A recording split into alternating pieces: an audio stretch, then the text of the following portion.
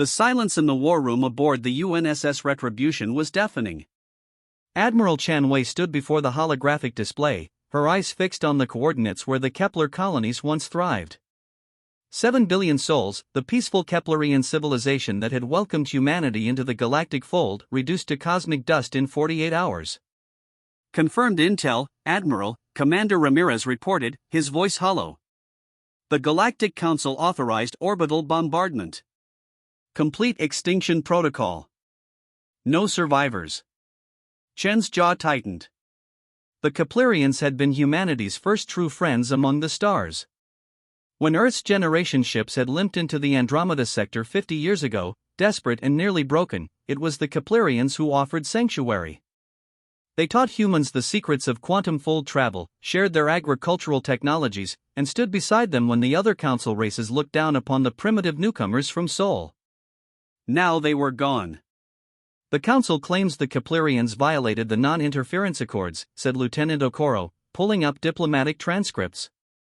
They say sharing advanced technology with a developing species, us, warranted extinction. Warranted extinction, Chen repeated bitterly. The phrase tasted like poison. She had walked the crystal gardens of Kepler Prime, had broken bread with Ambassador Theloran and his family. She had watched Keplerian children play zero-gravity catch with human kids in the orbital academies. Those children were ash now. The Galactic Council had ruled the Milky Way for 10,000 years. 12 founding races, ancient and powerful, who viewed themselves as the guardians of cosmic order. They had libraries containing the knowledge of 1 million extinct civilizations, weapons that could crack planets, and an arrogance that matched their power. To them, the Keplerians were merely another subject race, and Earth was an upstart species that needed to be reminded of its place. They had made a fatal miscalculation. Fleet status? Chen asked. All battle groups have reached Rally Point Tango 7, Ramirez confirmed. 312 warships. Every carrier, every dreadnought, every destroyer Earth could spare. We've also received pledges from the Rigel colonies and the Proxima Alliance. Chen studied the tactical display. Humanity's fleet was a fraction of the Council's armada, but humans had learned much in 50 years. They had studied every Council conflict, analyzed every battle record, and most importantly, they had developed their own unique approach to warfare, one born from centuries of fighting each other in Earth's bloody history. The Council races fought with precision and protocol. They followed ancient rules of engagement, announced their intentions, and conducted war like a ceremonial dance. Humans had no such refinements. They fought dirty, fought desperate, and fought to win. Set course for Council Station Epsilon, Chen ordered. Maximum stealth approach. The Retribution and her sister ships slipped through fold space like sharks through dark water. Council Station Epsilon was a diplomatic hub, home to minor council officials and a garrison of peacekeeping forces. It was also, according to Keplerian intelligence given to Earth before the end, poorly defended. The Council had never needed strong defenses. Who would dare attack them? Humanity would. They emerged from fold space in perfect formation, weapons hot, shields at maximum. The station's defense platforms barely had time to register the human fleet before railguns opened fire. Kinetic rounds traveling at relativistic speeds tore through energy shields designed to stop plasma weapons. The platforms exploded in brilliant cascades of light. Broadcasting on all frequencies, Okoro announced. Telling them to evacuate civilians. That was the difference between humans and the Council. Even in vengeance, Chen would not murder innocents. The military targets, however, were fair game. The station's garrison scrambled to respond, but their ships were designed for patrol duty, not combat against a peer adversary. Human fighters swarmed like angry hornets, their pilots executing maneuvers that would have killed any Council pilot. Humans could withstand higher G-forces, had faster reaction times in combat, and most crucially, were willing to take risks that seemed suicidal. The battle lasted 17 minutes. When it was over, Council Station Epsilon was a drifting wreck, its military capabilities neutralized, its personnel evacuated to emergency vessels that human ships escorted to nearby neutral territory. Not a single civilian casualty. But the message was sent. Then humanity struck again. And again.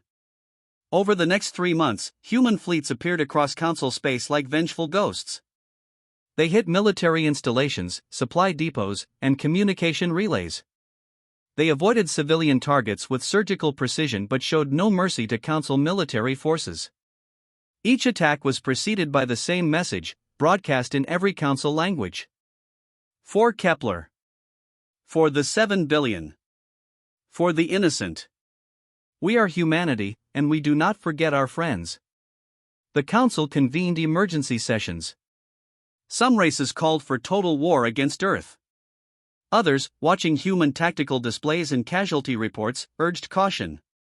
A few younger Council members even questioned whether the Keplerian genocide had been just. The turning point came at the Battle of Sigma Draconis. The Council had assembled a fleet of 2,000 warships, overwhelming force meant to crush the human upstarts once and for all. Admiral Chen brought 500 human vessels to meet them. The battle should have been a massacre. Instead, it became legend. Human ships fought in coordinated wolf packs, using tactics drawn from submarine warfare, guerrilla combat, and swarm intelligence algorithms. They targeted command vessels, disrupted Council formations, and exploited every weakness in the ancient military doctrine. When Council ships expected frontal assault, humans attacked from behind. When the Council attempted to surround them, humans scattered and regrouped. When traditional tactics failed, humans improvised. The battle raged for 2 days. When it ended, the Council fleet limped away, broken and demoralized. Humanity had won not through superior firepower, but through adaptability, courage, and the desperate fury of a species defending its friends.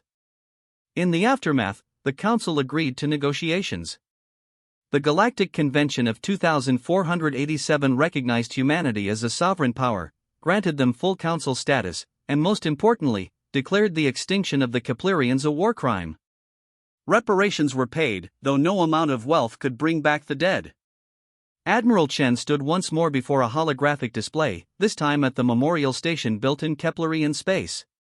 7 billion lights floated in the void, each one representing a lost life.